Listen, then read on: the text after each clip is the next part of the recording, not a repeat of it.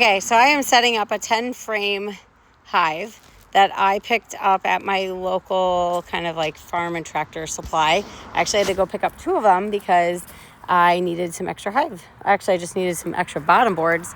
This is actually my swarm that I caught this afternoon, and so which is why I needed to go pick them up quickly instead of maybe paying a little bit less and buying them from a local vendor. I had to get them quick, and so I just ran over and got them. So I wanted to show you all the pieces that go into a hive.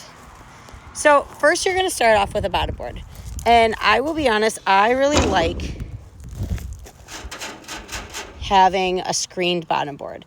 I think that it's awesome for just kind of cleaning them out. I think it is so helpful for ventilation, and I've been testing out different ways to winterize. I'm located in Wisconsin, and quite frankly, I've tried everything. I've tried wraps, I've tried like hay bales, I've tried all sorts of things to try and winterize them, and the best thing that I found is to actually, I learned this from, I think he's mid-80s. He's in his mid-80s, and he was a commercial beekeeper in his youth. And he said the biggest reason that hives fail in the winter in this area, in this climate, is because of poor ventilation. And I've always thought it was because they were too cold or starvation. But I've tested out a bunch of things, and it's never been starvation. They've always had plenty of food. I don't treat my bees for mites. Maybe I probably should explore treating them for any kind of the pests or all the different like pests actually that are affecting bees. I hear about it, I read about it, but I just have enough hippie in me that it's like, let's try and skip it. So let's try other more integrative ways of approaching it. So anyways, I have tested out different ways for winterizing, and I found that if I give them more ventilation, in fact, I actually pull out the north frame and leave this side empty in the winter, it gives them a lot more. My hives have been strong every time I do this. So anyways, so here's what you got. You got a bottom board. This is where they're going to go in. Let me just show you here. This is what a bottom board looks like. This is an entrance reducer here. See how it's got a bigger side here, smaller side there. You actually can use this for the winter to reduce on your mice and just, reduce on inflow. And I like to flip it up this way. If you go down this way, you might have a pile of dead bees that actually block this. So if you flip it up here, it gives them a little more space to try and climb over their dead buddies. Anyways, so you're going to take your bottom frame.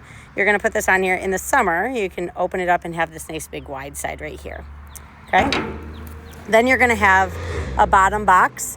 This is a 10 frame. So there's 10 frames in here. This is what's called a deep.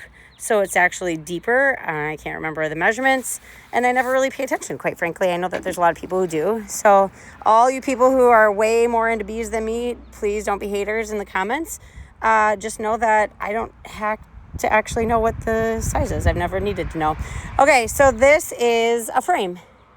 So when people are talking about frames, this is your frame. This is a deep frame, which fits into the deep box, like that. So this is a plastic frame. Well, it's wood exterior or surrounding, and then the foundation, they call it, is plastic.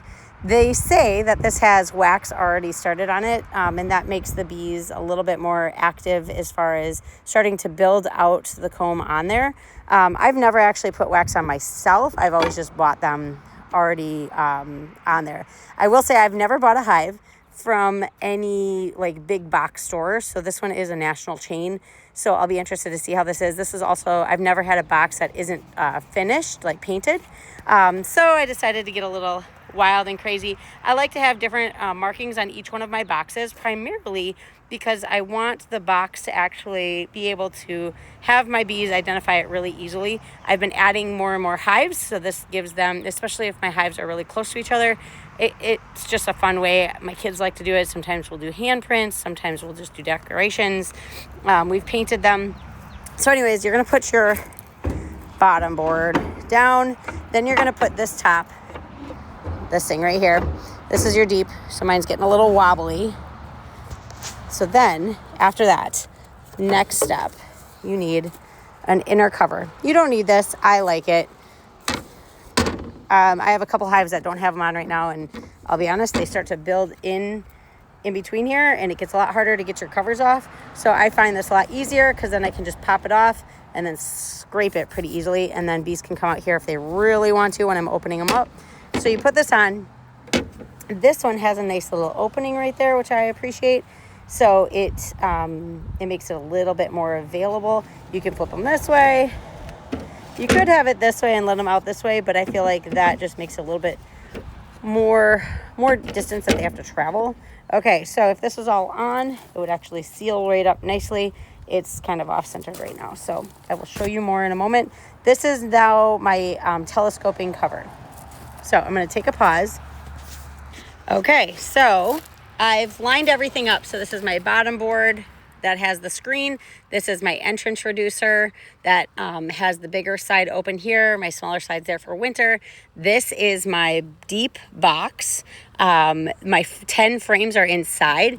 This is my inner cover, okay? And I have it all set up the way I would want to set it up once I close it up. This is my top cover. It's actually stainless steel. They have like a protective lens on there that just needs to get peeled off. And I'm just gonna pop this baby right on top of there once I close it up.